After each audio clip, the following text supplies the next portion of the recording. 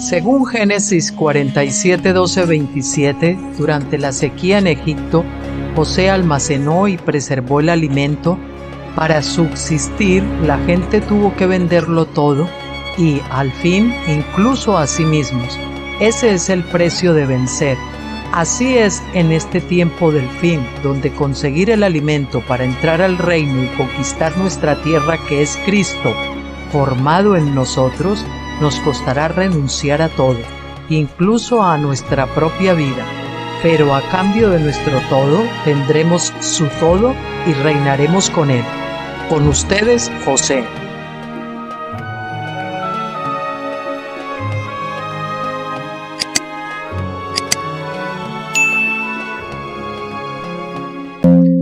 Hola, muy buenas tardes a todos. Por fin, de nuevo con todos ustedes. Lo primero, disculparme porque el viernes surgieron asuntos que no nos permitieron, no nos dejaron tiempo suficiente como para hacer el vídeo que teníamos programado. Bien, hoy es 12 de mayo del 2025 y en España ahora son las 6:29 de la tarde aproximadamente. Como siempre, recordarles, aunque esto es lo que íbamos a ver hoy, pero como ya surgió el último capítulo de Joel, del FFI de este mes, pues vamos a terminar el libro de Joel grabando ese vídeo, el último, y pues dejamos lo que tenemos para hoy para el lunes, que ya saben que vamos a ver de términos básicos de la escritura, vamos a hablar del bautismo, vamos a hacer 2 capítulos del bautismo, la parte 1 y la parte 2. Y bueno, es un bautismo, pueden decir, bueno, el bautismo ya he oído mucho de bautismo. Por favor, no se lo pierdan porque vamos a hablar del bautismo y vamos a ver cómo cuáles eran las formas o cuál es la forma más bíblica y que se venía practicando desde más antiguo de bautismo, si es por inmersión, si es por aspersión, si es por rociamiento, en fin, esas cosas, ¿no? Y se ve pues el bautismo desde una luz diferente a como se ha visto antes, como siempre con la luz de tabernáculos. Así que no se lo pierdan tampoco. Bueno, eso del bautismo quedará para el miércoles entonces. Y nos vamos a la última parte de Joel, la parte, creo que es la quinta, no, parte sexta y final de los FFI, Foundation for Intercession, del doctor Stephen Jones, donde mensualmente publica uno de diferentes temas, a veces de profetas, a veces cosas específicas, puntuales, y otras veces, pues aunque sea de mes en mes, el doctor Stephen Jones lo publica y va completando sus libros. Hay muchos que ha sacado así, ¿no? Parece que no, pero poco a poco los libros se van haciendo y la revelación va fluyendo. Bueno, la parte 6 final, yo la he puesto el título Las naciones en el Valle de la Decisión, porque se toca más este tema ahí, ¿no? El tercer capítulo de Joel condena a las naciones por practicar la esclavitud desenfrenada. Si bien la esclavitud es una forma bíblica de pagar deudas, nos deja claro que esto no le da derecho al dueño de los esclavos, al amo de los esclavos, el derecho de maltratarlos. La esclavitud bíblica no permitía el maltrato de los esclavos y otras cosas que vamos a ver. Debe reconocer que todos los esclavos son en realidad propiedad de Dios, quien los creó. Él es el dueño de lo que crea y por lo tanto los dueños de esclavos son meros administradores. A lo largo de la historia la esclavitud no ha reconocido esto, porque no se ha seguido la esclavitud bíblica, sino una esclavitud secular o mundana. Por lo que las leyes de las naciones suelen otorgar a los esclavistas derechos sexuales sobre sus esclavos, pero la ley de Dios no da a nadie el derecho a pecar. Tampoco les otorga a los esclavistas el derecho de vida o muerte sobre sus esclavos. Los esclavos bíblicos también conservan el derecho a descansar el séptimo día. Éxodo 23:12. Un esclavo también tenía el derecho a ser libre durante el año sabático. Éxodo 21:2. Por supuesto, si aún le quedaba deuda pendiente debería de regresar al año siguiente para continuar pagando esa deuda. Solo es completamente libre si paga la deuda o si se celebra el año del jubileo. En ese caso, ya no hay deuda que valga. Se cumple el jubileo y lo que quede de la deuda pendiente, pues eso ya no tiene que pagar. Siguiente epígrafe, el juicio de Dios. Joel condena a las naciones por su impía práctica de la esclavitud ilimitada. Es decir, no respetaban los derechos de los esclavos y algunos los mantenían siempre. Cuando llegaba el jubileo no los soltaban, como ocurrió en los tiempos de Nehemías y demás, ¿verdad? Por lo tanto, Joel 3, 7 y 8 dice: He aquí yo los haré volver del lugar donde los vendisteis y pondré vuestra recompensa sobre vuestra cabeza. También venderé a vuestros hijos y vuestras hijas en manos de los hijos de Judá, y ellos los venderán a los sabeos, a una nación lejana, porque yo el Señor he hablado. Así pues, el juicio se ajusta al delito. Es difícil saber si esto se cumplió realmente en tiempos del antiguo pacto o si debemos interpretarlo solo a la manera del nuevo pacto. Pero el principio básico es evidente. Bajo el nuevo pacto, Judá no incluye a los judíos que rechazan a Jesús como el Mesías. La circuncisión física ya no es la marca de un judío o judaíta genuino. Pablo dice en Romanos 2:28, porque no es judío el que lo es exteriormente, ni es la circuncisión la que se hace exteriormente en la carne. No todos los que son descendientes de Judá son judíos, dice la palabra.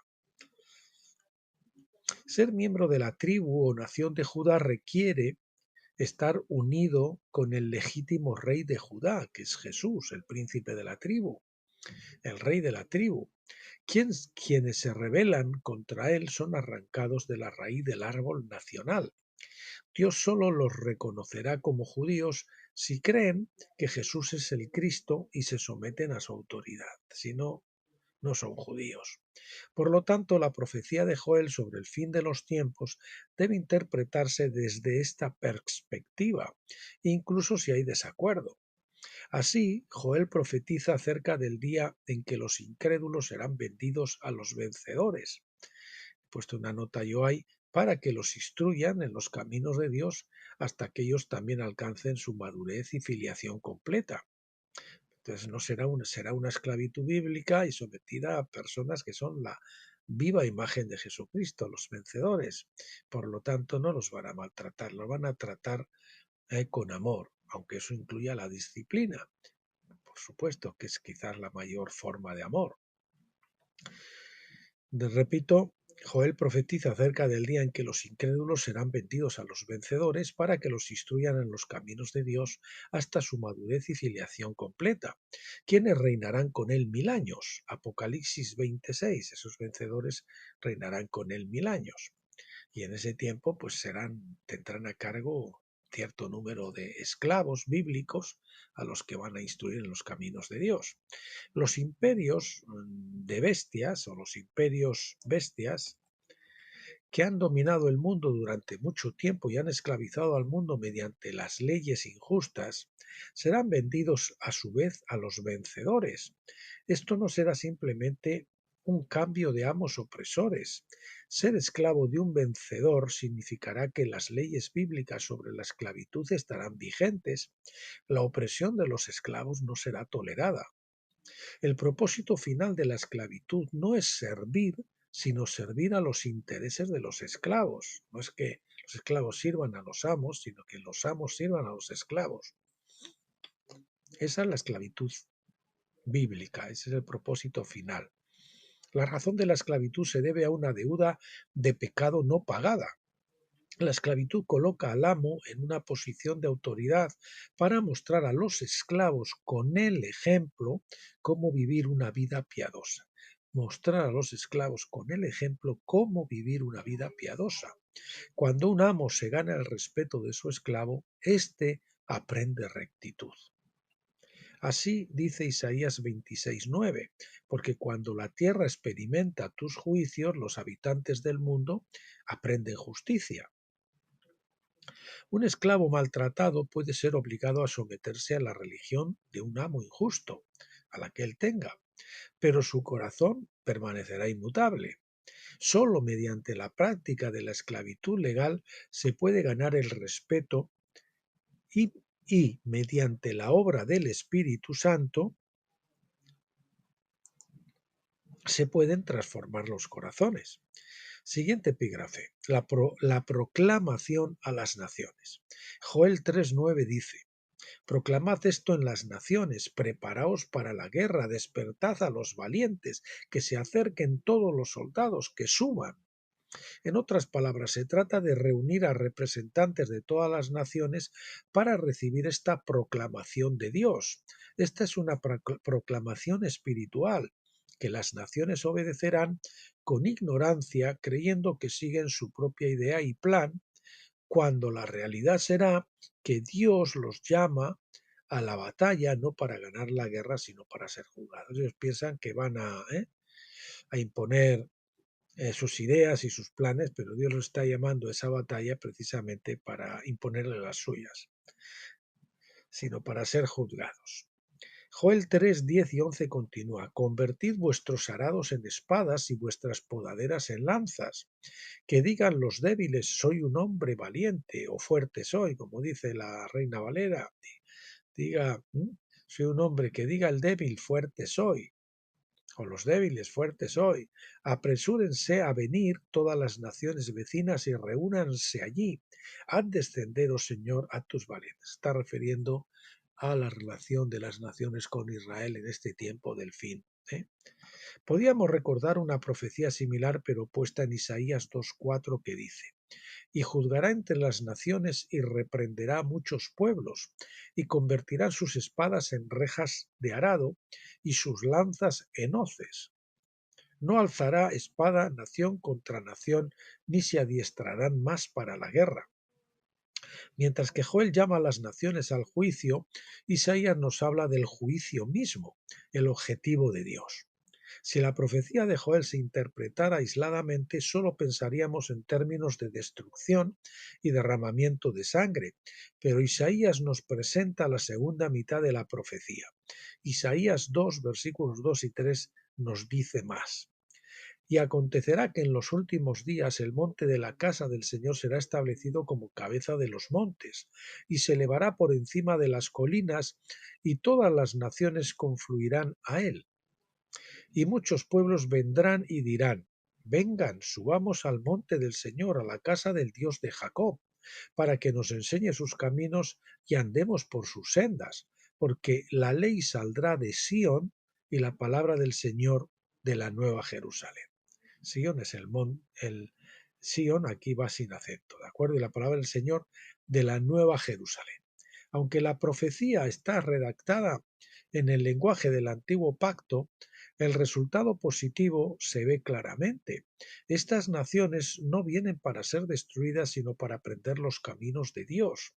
En su ceguera, las naciones creen que están haciendo la guerra, sin darse cuenta de que en realidad están luchando contra Dios, que es lo que nos pasa a nosotros, como a Jacob, que luchaba con el ángel pensando que luchaba contra su hermano, pero que en realidad lo que estaba luchando era contra Dios.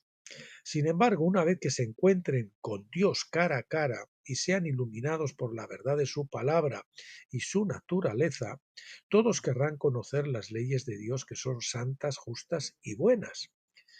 Romanos 7:12. La ley de Dios es una expresión de su naturaleza justa, y la creación misma está destinada a conformarse a ese estándar de justicia. ¿Pero cómo? ¿Castigándolos? ¿Matándolos? No, abriéndoles los ojos a la verdad de quién es Dios y a ver a Jesús como la irradiación de su gloria y la imagen misma de su sustancia o naturaleza, como dice Hebreos 1:3. ¿Con cuánta frecuencia he escuchado a cristianos quejarse de que la ley de Dios es opresiva y pesada? Si bien muchos rituales y ceremonias de purificación son ciertamente pesados, estos solo eran herramientas de enseñanza para adiestrarnos para adiestrarnos sobre la verdadera purificación y el verdadero sacrificio de Cristo en la cruz. Sin embargo, el robo sigue siendo pecado, el asesinato sigue siendo pecado y la codicia sigue siendo idolatría, es decir, pecado. Además, toda la ley se basa en los dos grandes mandamientos de amar a Dios y al prójimo. Toda ley de Dios, ¿m? Toda ley de Dios se basa en el amor. Esto incluye todos los juicios de Dios que no están diseñados para destruir, sino para enseñarnos sus caminos. Juan 5 del 1 al 3 dice, pues este es el amor a Dios, que guardemos sus mandamientos, y sus mandamientos no son gravosos. Los mandamientos de Jesús no difieren de la ley de Dios. Él enfatizó el amor porque Dios es amor y su ley, entendida correctamente, es una expresión de amor. Si amamos a Dios, no adoraremos a dioses falsos. Si amamos a nuestro prójimo como a nosotros mismos, no robaremos, asesinaremos ni codiciaremos. Decía Agustín, ama y haz lo que quieras. Incluso la pena de muerte será revocada por la resurrección de los muertos, de modo que cada caso pueda ser juzgado por el juez capaz de manejarlo con amor. No se anulará el juicio, sino que será restaurador y correctivo. En el juicio del gran trono blanco, toda rodilla se doblará y toda lengua confesará a Cristo. Este será un nuevo comienzo para la mayor parte de la humanidad, seguido de una edad en la que los nuevos creyentes crecerán espiritualmente y llegarán a conocer plenamente a Dios.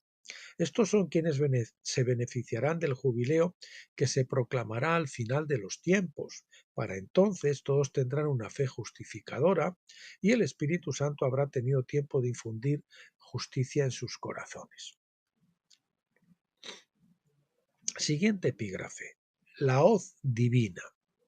Joel 3, del 12 al 13 dice, que se levanten las naciones y suban al valle de Josafat, porque allí me sentaré para juzgar a todas las naciones vecinas.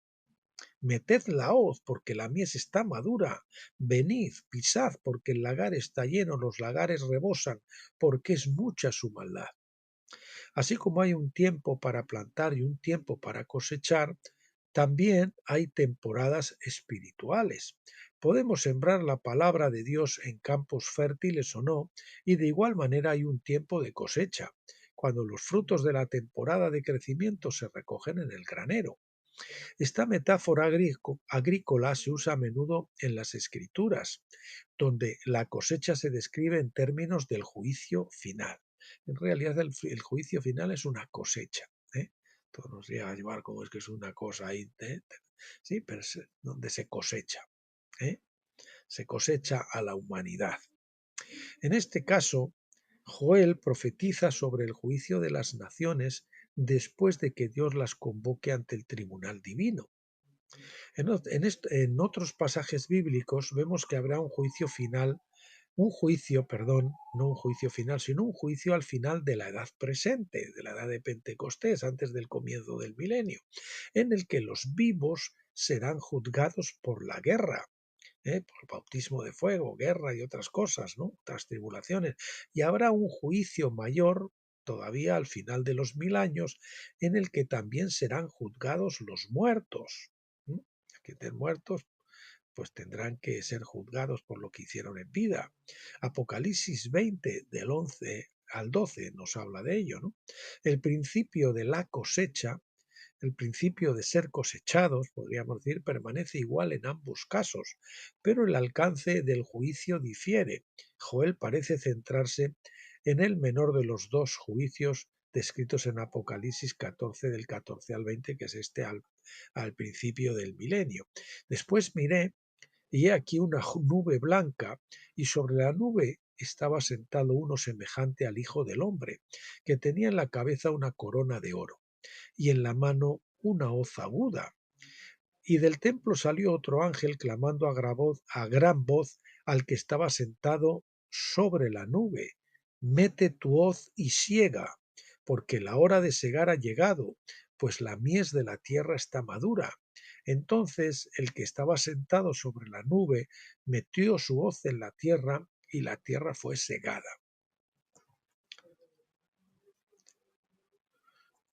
Recordar aquí que, como dicen los evangelios, lo primero que se recoge es la cizaña, ¿eh?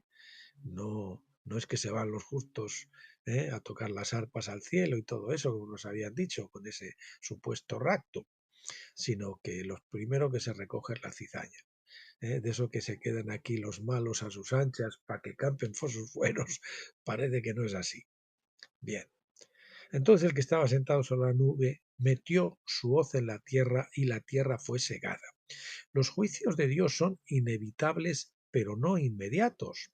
Existe el principio de esperar hasta que la copa de la iniquidad esté llena. Génesis 15:16. Es como si Dios permitiera ver hasta dónde somos capaces de llegar antes de pararnos los pies, ¿verdad? Bueno, cuando ya copamos llenamos la copa, entonces viene Paco con la rebaja, como decimos aquí en España. Los juicios de Dios son inevitables, pero no inmediatos. Existe el principio de esperar hasta que la copa de la iniquidad esté llena. Génesis 15:16. Nuestro Dios misericordioso da a los hombres y a las naciones tiempo para arrepentirse, incluso cuando es evidente que no lo harán. Aún así el Señor les da el plazo para que no lo digan, no, es que no nos diste tiempo. No. Los juicios de Dios son inevitables, pero no... Bueno, perdón, me iba otra vez para atrás. Decíamos incluso cuando es evidente que no lo harán. Vemos esto, por ejemplo, en el caso de los tiempos malditos. Ya saben que hay tiempo maldito, tiempo juzgado y tiempo bendito, que son ciclos en este caso el tiempo maldito son los ciclos de tiempo maldito, son ciclos de 114 años en la historia que dan a las naciones tiempo para arrepentirse y así evitar el juicio. Véase Secretos del Tiempo. Imagínense, pues nosotros que vivimos como mucho, pues 80, los que llegan a más, o sea, hoy en día muchos a 90, incluso algunos a 100 y por ahí, pero 400 años ninguno, así que hay cosas que nosotros estamos esperando que el Señor las va a juzgar hoy y resulta pues que se va a tardar hasta que se jarte, hasta que acabe el ciclo. Claro que hay un tiempo al final donde ya no valen ciclos, sino que ¿eh? todos los ciclos se cumplen y confluyen y entonces ahí se acaba todo, que es esta generación que nos toca vivir.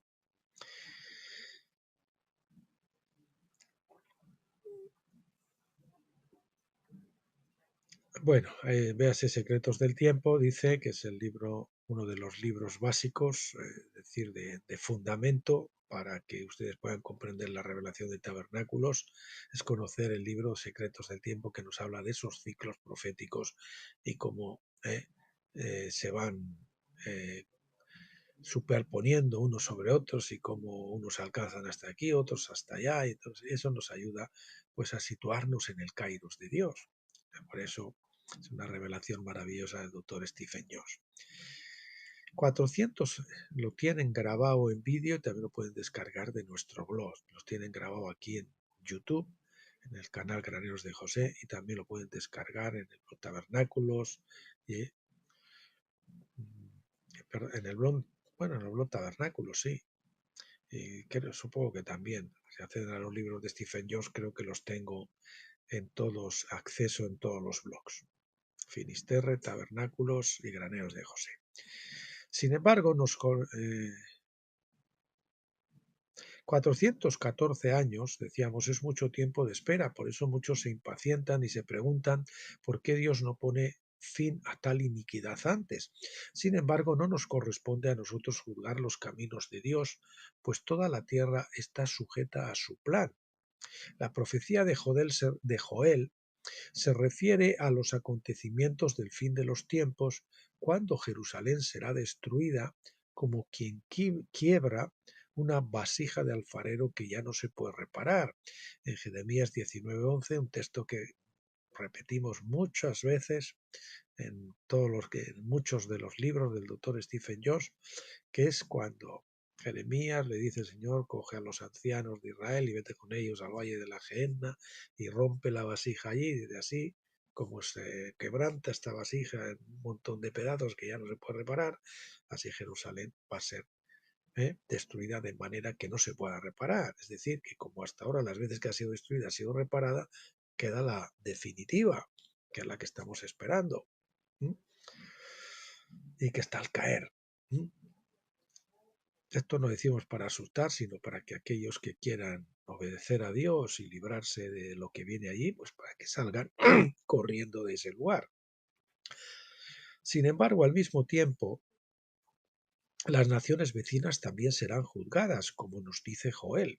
La información de Joel dista mucho de ser completa, pero otros profetas como Jeremías completan los vacíos para ofrecernos una visión más amplia. Juan da aún más detalles en Apocalipsis 14 del 7 al 20, que dice, y otro ángel salió del templo que está en el cielo y también tenía una hoz afilada.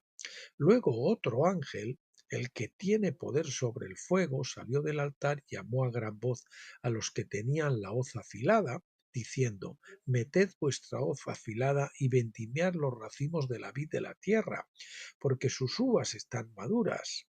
Entonces el ángel blandió su hoz en la tierra y vendimió los racimos de la vid en la tierra y los echó al lagar de la ira de Dios. Y el lagar fue pisado fuera de la ciudad y del lagar salió sangre hasta los frenos de los caballos a una distancia de 200 millas. Dios va a tener para el gran jubileo de la creación, ¿eh? 49.000 años y los 7.000 de ahora más otros 42.000 que serán abarcará la edad del lago de fuego, pues terminarán con el gran jubileo de la creación y la gran cena, donde el Señor va a tener su cebada, que son los vencedores. La cebada es lo primero que madura.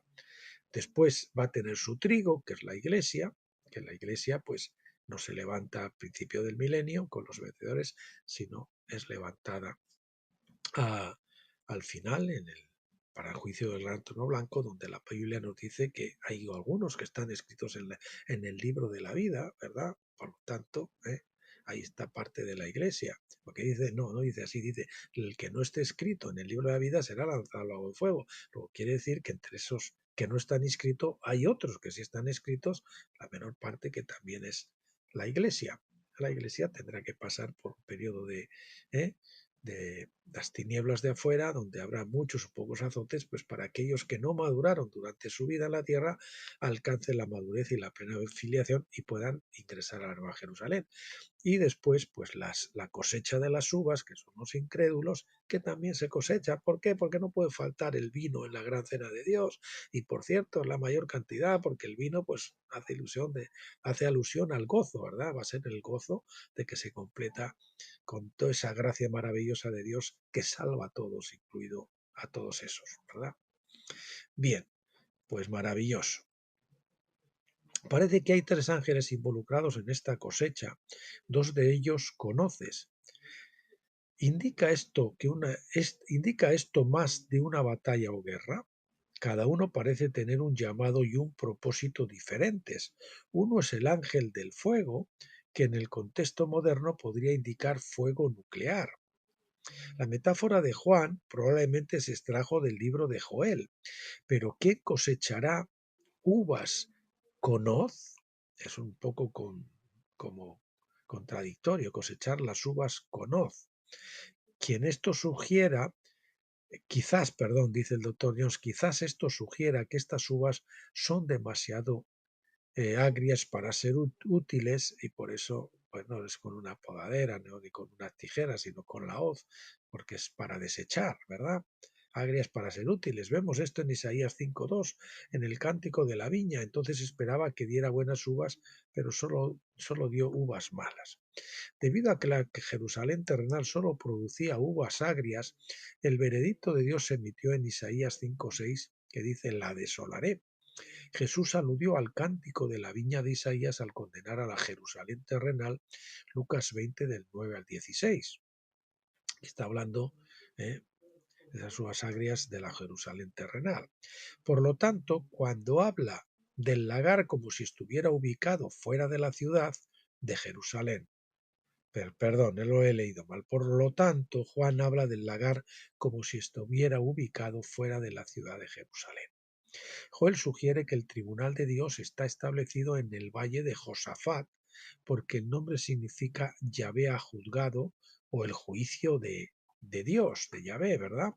Muchos creen que habrá una batalla final en el valle literal de Josafat, Creo que lo toman demasiado literalmente, dice el doctor Josh, pero la cuestión es que Dios juzgará a las naciones debido a la disputa sobre la Jerusalén terrenal.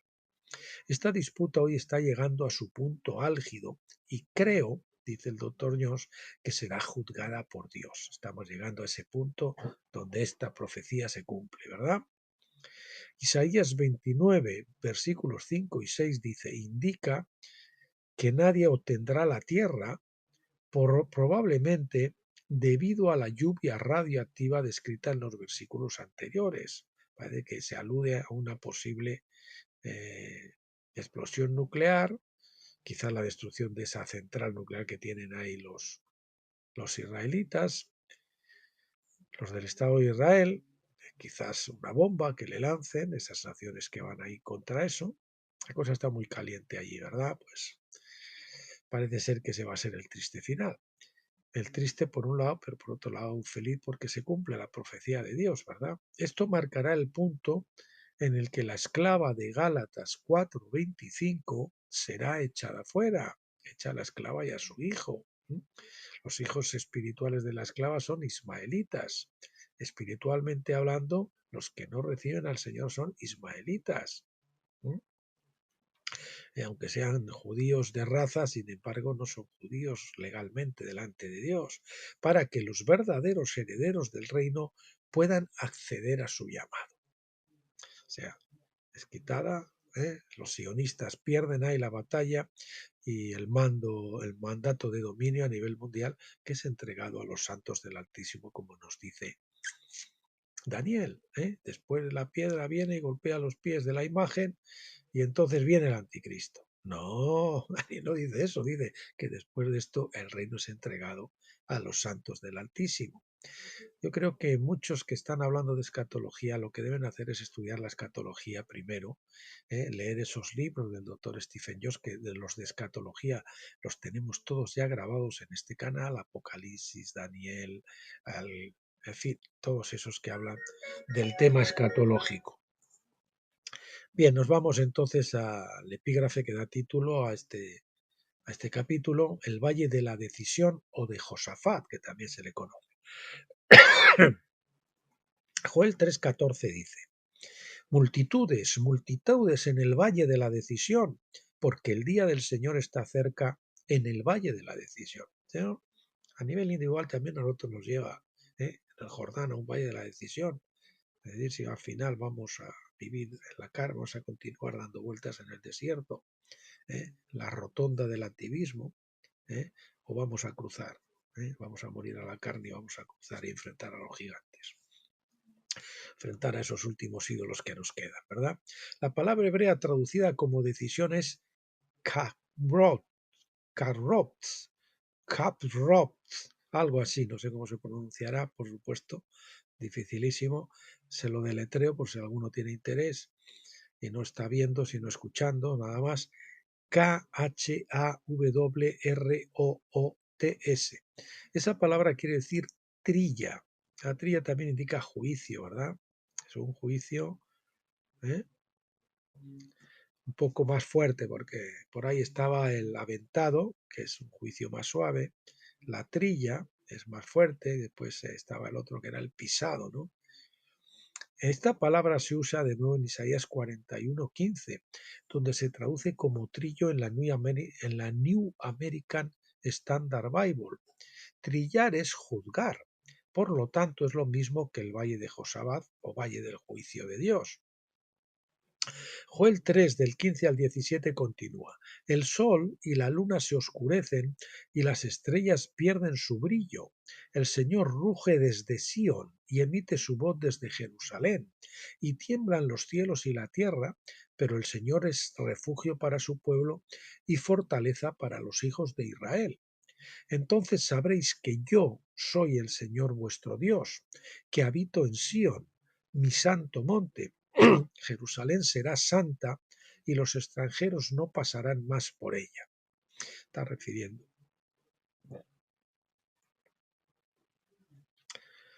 Bueno, a la nueva Jerusalén, cuando dice Jerusalén será santa y no pasará más por ella, ¿verdad? Como todos los demás profetas del Antiguo Testamento, Joel no distingue entre las dos Jerusalenes. Al juzgar a las naciones, incluida la Jerusalén terrenal, ruge desde la Nueva Jerusalén. Desde ahí es donde ruge. Sión era la sede del gobierno en la Jerusalén terrenal, el monte Sión, sin acento, el monte del templo, el monte donde estaba la casa de David. Pero después de que Jesús se transfigurara en el monte Sión o Hermón, como nos dice Deuteronomio 4:48, dice que el Hermón es Sión con acento. Sión se convirtió en la nueva sede del gobierno para los vencedores transfigurados al final de los tiempos. Sión con acento es la nueva Jerusalén. Hebreos 12, 22 en la King James Version del 60 dice que nos reunimos en torno a Cristo en el monte Sión, no en la Jerusalén terrenal, que es el monte Sinaí en Arabia, como dice Gálatas 4, 24, 25. Este es uno de los cambios que Dios realizó al pasar del antiguo pacto al nuevo. Es por esta razón también que Hebreos 13, del 12 al 14, concluye con la instrucción de abandonar la antigua ciudad en favor de un altar y un pacto mejores. Por lo cual también Jesús, para santificar al pueblo, mediante su propia sangre padeció fuera de la puerta. Así que salgamos a él fuera del campamento, llevando su vituperio, porque no tenemos aquí ciudad permanente, sino que buscamos la porvenir. Los creyentes en Cristo buscan la misma ciudad que buscó Abraham, una ciudad que tiene fundamentos cuyo arquitecto y constructor es Dios. Ni el propio Abraham buscaba la Jerusalén terrenal, Hebreos 11:10, sino que buscaba la celestial. Tras que hoy los judíos cegados y los cegados también sionistas cristianos, la inmensa mayoría de la iglesia por desgracia, pues sin embargo buscan la Jerusalén terrenal, no la celestial. Judá bendecida, siguiente epígrafe. Joel 3:18 dice, y sucederá en aquel día que los montes destilarán mosto, y los collados fluirán leche, y por todos los arroyos de Judá fluirán aguas, y saldrá un manantial de la casa de Yahvé para regar el valle de Sittim, o de Sittim. Esta es una forma poética de decir que Judá será bendecida con prosperidad y abundante lluvia. El mosto, es decir, es vino dulce, mosto, contrasta con las uvas agrias que se echaron en el lagar del juicio divino. Aquí en este caso no tenemos algo agrio, sino que ya se pisa el mosto de los incrédulos, que es un vino dulce. Las colinas no fluirán leche literalmente, esto representa una abundancia de riqueza. Los años de escasez causados por las langostas espirituales serán reemplazados, por así decirlos, por verdes colinas que albergarán numerosos rebaños y manadas. La lluvia y los arroyos son metáforas del derramamiento del Espíritu Santo, Joel 2, 28 y 29. También debemos notar que Judá se refiere a quienes alaban a Dios, porque Judá significa alabanza. Pablo nos dice en Romanos 2, 28, 29 que quienes verdaderamente alaban a Dios no son quienes están circuncidados externamente o físicamente, sino que tienen el corazón circuncidado. Esos de corazón circuncidado realmente alaban a Dios. O también son los que Dios alaba. La circuncisión es una señal del antiguo pacto, la circuncisión física. La circuncisión del corazón, profetizada por el mismo Moisés, es la señal del nuevo pacto. Por lo tanto, la profecía de Joel sobre las bendiciones sobre Judá debe interpretarse a la luz del nuevo pacto. Siguiente epígrafe, Egipto y Edom. Joel 3:19 dice, Egipto quedará desolado y Edom quedará en un desierto desolado,